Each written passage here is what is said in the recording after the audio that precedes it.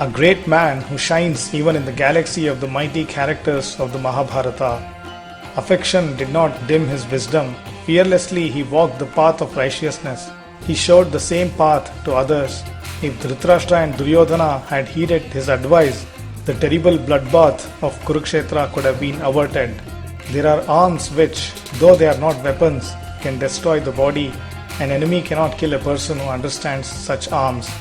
That which can destroy snow and grass cannot burn an object which is hiding in a hole in a big forest. A blind man cannot find his way or make out the direction. A timid man cannot acquire wealth. Understand this and be careful. These words, which sound like riddles, were spoken by Vidura. He said these words to the Pandavas who with their mother Kunti went on a pilgrimage to a holy place, and in this video, let us try to decipher the riddle that Vidura spoke.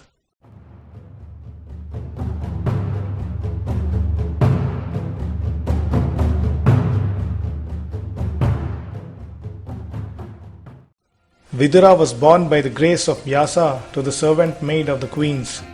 Vidura also grew up in the palace in the company of Dhritarashtra and Pandu. He also spent his entire life as Dhritarashtra's companion and trusted friend. Although the three, Dhritarashtra, Pandu and Vidura, were born by the grace of sage Vyasa, they were different by nature. Dhritarashtra, who was born blind, was a hypocrite and was selfish. He was not much devoted to righteous conduct. But Pandu was scrupulous in following righteous conduct. He was loved by his subjects and he was a brave man. Vidura was very God-fearing. He knew what was moral and righteous. When Vidura came to know that Dhritarashtra and his children had planned to send the Pandavas and their mother from Hastinapura to a holy place, he suspected that there was some deception. That was why he cautioned the Pandavas in words that others could not understand. When Kunti asked about its meaning, Yudhishthira replied, "Mother, it means be careful about fire and poison. There is a secret passage, find it out. Be bold, you will be benefited by it." The Pandavas and their mother could not understand why Vidura cautioned them. But when they occupied Mangala Mandira, built by Duryodhana for them, they did not forget Vidura's warning. They examined the material used was such as to burn easily, like wood, coir and lacquer. They realized the cruel plan hatched by the Kauravas and the warning given by Vidura. Unknown to anybody, the architect sent by Vidura dug a tunnel leading out of Mangala Mandira. One night, before Kauravas set fire, Bhima himself set fire to the palace and they all escaped. Kauravas pretended to be grief-stricken and wept bitterly. From there, Arjuna won Draupadi's Swayamvara and Pandavas came back to Hastinapur. Vidura supported the view that Pandavas should get half the kingdom. The task of bringing the Pandavas back to Hastinapura fell to Vidura. Everybody knew that Pandavas would respect his words. Dhritarashtra accommodated the Pandavas in his home for a few days and looked to their comfort. Thereafter, he gave them half the kingdom and sent them to Khandava Prastha. The Pandavas developed it from a thick forest to a city named Indraprastha and made it their capital. When their power, glory made Duryodhana envious, he along with Shakuni planned to invite them for a game of dice. When Vidura came to know of this, he immediately disproved the plan, telling that there will be a fight between brothers leading to disaster. But Dhritarashtra did not listen to these words. When you, our grandfather Bhishma and I are here, nothing improper will be done. Take the chariot to Indraprastha and bring the Pandavas, said he. As Vidura did not want to disobey the orders of the elderly Dhritarashtra, he went to Indraprastha and brought the Pandavas, Draupadi and Kunti to Hastinapura. Yudhishthira lost his brothers along with Draupadi whom he had staked. Vidura was asked to go and bring Draupadi, the beloved wife of the Pandavas, to stay with Duryodhana's servant and sweep. Vidura told him, "What a fool you are! You can't see the noose around your neck. You are unable to understand that you are trembling on the edge of a hill. Will the deer, which enrages a tiger, live? These are the last days of the Kauravas. Therefore, you do not listen to words of wisdom. Your greed is growing." Vidura so warned him against the impending disaster. But again, no one listened to Vidura. After the support of Dhritarashtra, the Pandavas had hardly left that place when Duryodhana begged Dhritarashtra for another contest, where the loser must live in exile in the forest for 12 years and 1 year incognito. Dhritarashtra agreed to the proposal, but Vidura, Bhishma, Drona and others vehemently opposed it. Still, he did not change his decision. Pandavas lost again, were going to the forest. What was to happen to the aged Kunti? Vidura thought over the matter, asked her to stay with him. After the Pandavas left for the forest, Dhritarashtra sent for Vidura to ask him to suggest what is good for both of them. In reply, Vidura told to punish Duryodhana if he does not agree for the division of the kingdom. This made Dhritarashtra angry, who asked Vidura to leave the palace as he and his children were of no interest to him. Vidura went to the forest to meet the Pandavas. When Vidura came to their hermitage, the Pandavas welcomed him and made affectionate enquiries. Thereafter, Vidura narrated to them the circumstances leading to his departure from Hastinapura. He told them of the exchange of words he had with Dhritarashtra. The patient man triumphs. Whether in difficulties or happiness, one must behave in the same way with relatives. They must be treated with courtesy. Persons with such a noble nature will prosper. Conduct yourself in this way. Thus he preached to the Pandavas. The Pandavas promised Vidura that they would follow his advice. Dhritarashtra heard that Vidura had left Hastinapura, so he immediately asked Sanjaya to get Vidura back, and Vidura returned.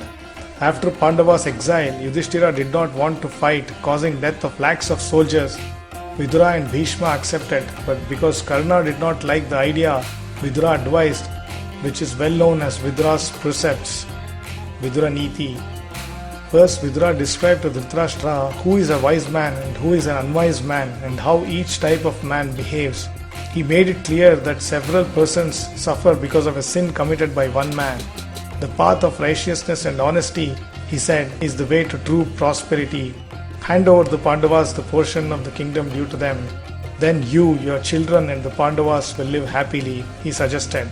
After listening to all that Vidura told him, Dhritarashtra said, Vidura, all that you say is right. You have always been repeating these words. Even to my mind, your advice appears to be just. I wish to follow your advice, but what can I do? When Duryodhana speaks to me, the whole picture changes. So did he unfold his helplessness and anxiety.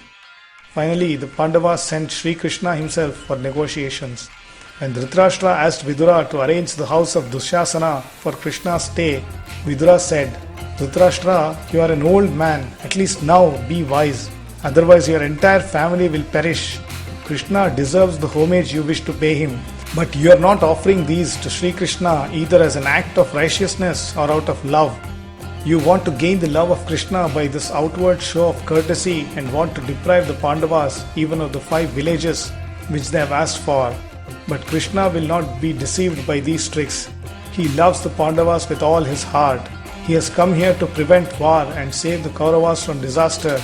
Therefore, pay homage to him without much show and conduct yourself according to his advice.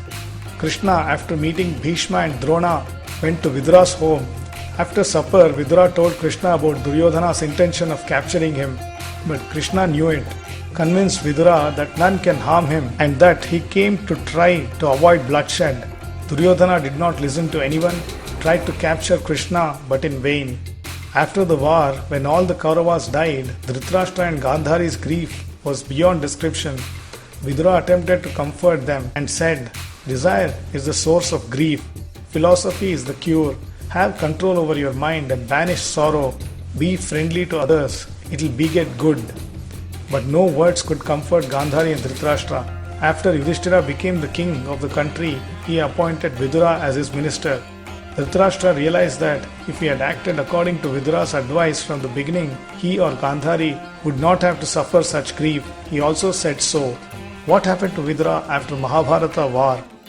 Pandavas took care of Dhritarashtra and Gandhari for 18 years, after which both of them, along with Kunti and Vidura, decided to go to forest against the wishes of Pandavas. After their leaving, Pandavas, thinking about who will look after them, went to meet them after a while. When Yudhishthira could not find Vidura there, he asked Dhritarashtra as to where he was. Dhritarashtra replied, Vidura is well, but he does not live with us. He lives all by himself and does severe tapas. He does not take any food. He fasts completely. Occasionally he visits this place. Yudhishthira wanted to meet Vidura no matter what the difficulties were. Just then somebody cried, There goes Vidura. He was coming to this place. When he saw so many people in the hermitage, he walked away swiftly. Yudhishthira turned and looked. He got up at once and ran towards Vidura. With great difficulty, he went close to him.